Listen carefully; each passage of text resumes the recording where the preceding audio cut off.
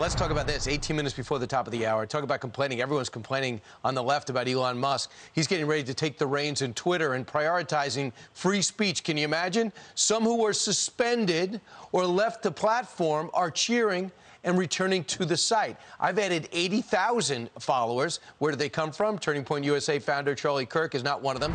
He was suspended by Twitter last month. So what does he think he needs to do to restore himself to the platform, and will he go back? Charlie, your thoughts first about Elon Musk's purchase.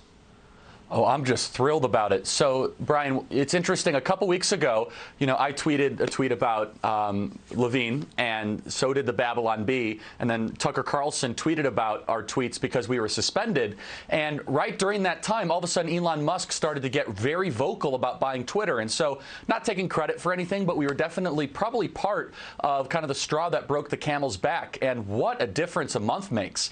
And so, look, we kind of engaged in this protest where we decided we were not going to delete the tweet under the prior administration and regime, and our protest kind of worked. And so we're going to go back to the platform now that it's under new management with new promises for free speech protections, and I'm just thrilled about this. This is the greatest show on earth to see the world's richest man fight for speech in the West. And it doesn't mean you're not going to hear from people on the left. You just want to hear from all sides like it was in maybe 2015. Oh, yeah. And here's the tweet that caused so much consternation about Rachel Levine. You wrote this: Richard Levine spent 54 years of his life as a man. He had a wife and a family. He transitioned to being a woman in 2011. Joe Biden appointed Levine to be a four-star admiral, and now USA Today has named Rachel Levine as Woman of the Year.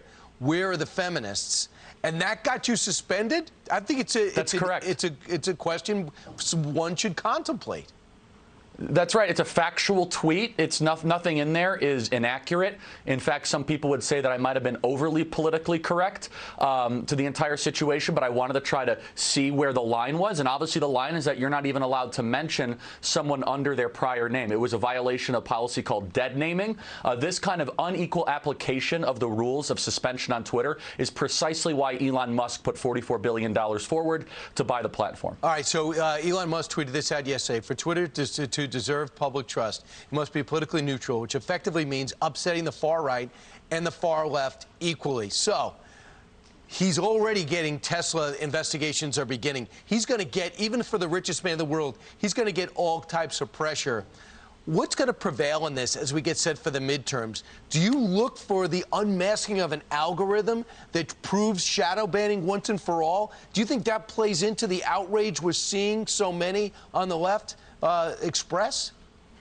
I totally agree with that. We need to find out exactly how severe was the censorship institutionally at Twitter, from the shadow banning to the suspended accounts. Elon, I believe, now that he's the new manager and owner of Twitter, needs to bring back the suspended accounts, especially those that were suspended for these ridiculously arbitrary reasons. We need a full investigation into the Hunter Biden laptop story that was not allowed to be spread on Twitter in the most consequential month of voting, of the most consequential election of my lifetime. All of this needs to be investigated. But you bring up a great point, Brian, is that the regime or the empire is going to strike back. They're not going to take this easily, and they're not going to take this lightly. Elon's going to get investigated, subpoenaed. He's going to have smear articles written about him. I just don't think he cares. I also think Elon believes that the federal government needs him right now more than he needs the federal government. Good luck trying to compete with Russia and China in the space war without SpaceX and Elon Musk. Good luck trying to fight climate change without Tesla. Good luck trying to fix the traffic problem in Los Angeles without the Boring Company and Elon Musk. And so in some ways, Elon has been building this unprecedented amount of wealth and power now to use it to actually fight for Western constitutional values. We've never really seen anything like this, Brian. I'm pretty excited about it, and it's driving the left nuts. Right. I don't think you can blame him for being born in South Africa. They're blaming him for apartheid. Some of the attacks are so off the charts, it's nuts. Charlie Kirk looking to get back, but the #1 app in the country right now, downloaded app, is Truth Social by Donald Trump. So we'll see how that goes, headed up by Devin Nunes. Thanks, Charlie. Appreciate it.